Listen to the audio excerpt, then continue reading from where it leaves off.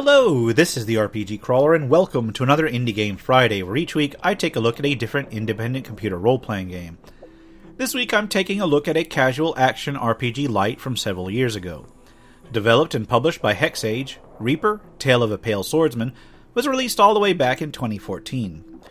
Reaper, Tale of a Pale Swordsman is a side-scrolling action RPG, to use the term loosely. It has a storyline, some choices that can be made during the game, as well as an equipment system, experience, and advancement system, so I guess that's well enough, although most of the gameplay simply has you moving from combat arena to combat arena across a map. In fact, there is a combat-only mode that simply has you going through waves of enemies, earning gold and upgrading your equipment between them. The plot features a continent where an outside Imperium has landed. Their initial attempt at colonization was stalled, and the soldiers have entered into a long-term stalemate with the native wildlings. In the middle of all this, a strange swordsman has awakened in the jungle and proceeds to explore and undertake missions. When you start the game, you may review your character's stats. The Reaper has some basic ability scores, health, damage, armor, and speed that all directly impact your combat and are pretty self-explanatory. Strength and endurance may impact damage and health, among other things. The Reaper also has a block chance to automatically block attacks given to them, a critical chance that may trigger a critical hit on any attack, and a critical damage modifier that shows how much your damage is multiplied by on a critical hit.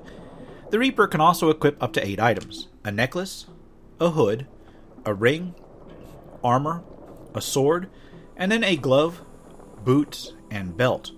There's an indicator for how much gold you've earned, as well as your skills. You start with a few basic skills already learned, but every time you level up, you are given a choice of another 3 random cards.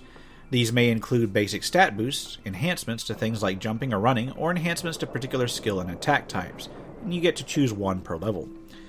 The overworld map that you start on is fairly simple. There is a system menu in the upper left, an indicator that toggles you between locations on the map that have potential events just in the middle, and then a list of experience and level in your upper right, as well as an icon that lets you access your character sheet. You get a description of the currently highlighted location at the bottom of the screen, along with what it contains.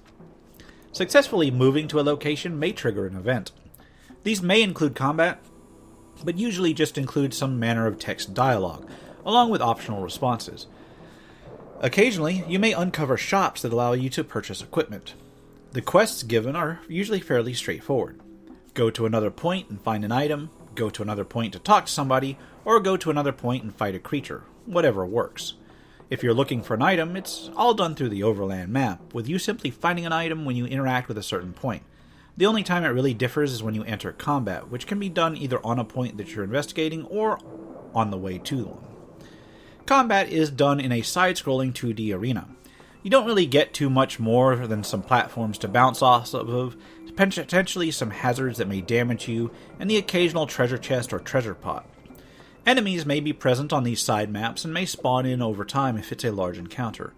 Enemies come in a variety of types, each with their own attack routines and movement patterns.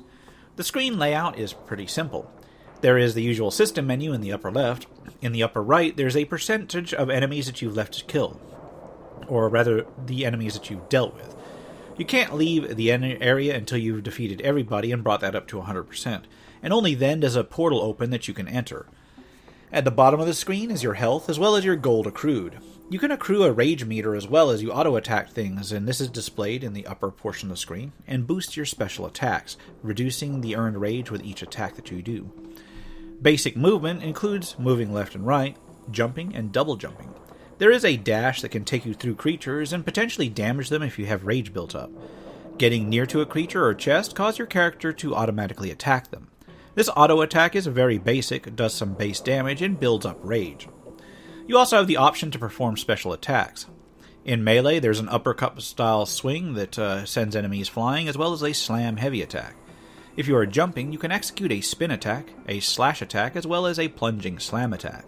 All of these do more damage if you have rage to spend, and if you find yourself using one of these attacks a lot, you can actually augment it, either with equipment or through skill choice at each level up, adding special effects such as stun chance, increased damage, and so forth. In these arenas, there's usually some random vegetation that can be used as springboards as well, potential hazards such as pits of fire or water, and even damaging items such as open flames and thorns, should you have to keep half an eye out on the arena layout. So, yeah, the basic game loop is very simple. You just go from quest to arena, etc., killing things, boosting your character, and working your way through the storyline. Very, very simple stuff. In terms of artwork, sound, and presentation, it's a mixed bag. I do like the art style, and the music is alright, although it may quickly become very repetitive. Very quickly, in fact.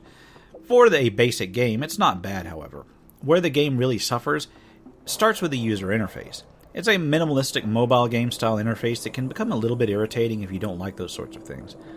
Further, the auto attack seems to be a direct result of this minimalist design. It just feels weird that most of the time you just end up trying to get close enough to enemies without actually touching them just to build up your rage bar with auto attacks for your special attacks. I also found that while the 2D combat was responsive, everything feels like you're on the moon. When you kill enemies, extra gold can begin to bounce out, and you kind of want to go catch it before it bounces off the screen, but it bounces as if it were in super low gravity, and it can be a pain to actually catch. Furthermore, the Reaper itself feels like he's got moon boots on with his jumps sometimes. Not necessarily because of the height of the jumps, which is to be expected of the genre, but just for how floaty he feels in the air and how long it takes him to get back down. This only grows worse as you get more jump upgrades. It certainly does allow you to execute more attacks in the air and just generally stay up there, but it can actually be a little bit irritating when you want to switch between airborne targets and ground targets swiftly, or want to catch fleeing gold when you killed things. All in all, though, Reaper, Tale of a Pale Swordsman is actually pretty decently polished. It's simplistic, admittedly, and mobile style presentation that can be a little bit off-putting to some people. And honestly, it's only barely an RPG. There is a leveling system, a skill advancement system, character customization, and all the like, so that's actually better than some RPG Lite that I've played, but the focus is heavily upon the 2D fighting, with choices during quests being of limited impact overall. Even at the relatively modest price, I find it hard to recommend, but if you can find it on sale, then it might be a better bet for you, because it is not a bad game overall. On that note, I'll wrap it up here. This has been the RPG Crawler with my Indie Game Friday, Reaper, Tale of a Pale Swordsman, which I could have sworn that I'd covered years ago, but I was looking back through my archives, and apparently I hadn't. Anyway, I'll put a link to it below, as always. If you like what you've seen, remember to leave a like, comment if you got any feedback, and subscribe for more RPG content, both tabletop and computer. Until next time, take care and goodbye. And if you're still watching this far, I'd like to take a moment to thank those who have supported this channel via Patreon or direct donations throughout the years, without which this channel could not have lasted as long as it has. For those who are feeling particularly generous, you can still support my work through Patreon and now through Subscribestar as well, through the links in the description below.